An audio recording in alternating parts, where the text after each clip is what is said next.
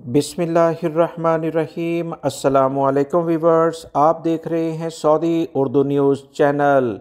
Saudi अरब में एक और अलमनाक हादसा हुआ है जिसमें ताज़ा तरीन इतलात के मुताबिक 4 अफराद के जाँ बहक होने जबकि 2 अफराद के शदीद ज़ख्मी होने की इतलात मौसूल हुई हैं। सऊदी अरब में कुछ दिन पहले भी असीर रीजन में एक अलमनाक हादसा हुआ था जिसमें 20 से 21 अफराद मौके पर ही जाँ बहक हो गए थे जबकि 29 के करीब ज़ख्मी थे, जिसमें अक्सरियत गैर मुल्की अफराद की शामिल थी जो एक कंपनी बस थी। ताज़ा तरीन जो हादसा हुआ है वो कनफदा सुब्बत अल-तजारा हाईवे पर यह हादसा रोनमा हुआ है। ज़ख्मियों की हालत ख़तरनाक है और इन्हें इंतहाई निगहदाश्त के शोबे में रखा गया है। हादसा 2 गाड़ियों के आमने सामने से टकराने की वजह से हुआ है।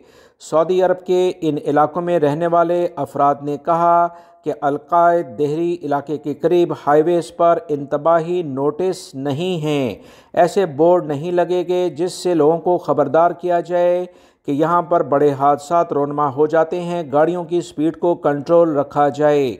इसी बुनियाद पर इन इलाकों में अक्सर इस तरह के हादसात हो जाते हैं जब तेज़ रफ्तार गाड़ियां आमने सामने से टकरा जाती हैं।